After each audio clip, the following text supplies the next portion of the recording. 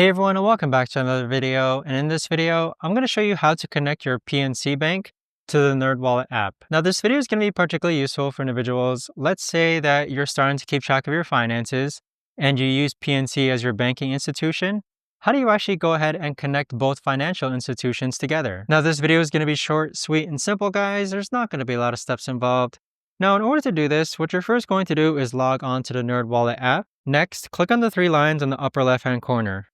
From here, click on Financial Info, then click on Linked Financial Institutions. Next, click on Add Your First Account, and then on this page here, it's going to ask you to accept some terms and services. So accept those, then click on Continue as Guest. Now go ahead and scroll all the way down and look for PNC, which is located on the right-hand side. So once you click on PNC, it's going to ask you to log in, and once you log in, simply select which accounts you want connected to the NerdWallet app. But there you have it, guys. That right there is the best and easiest way that I know of to actually go ahead and connect PNC with the NerdWallet app. If you guys know of a better or easier way to actually do this, let me know in the comments down below.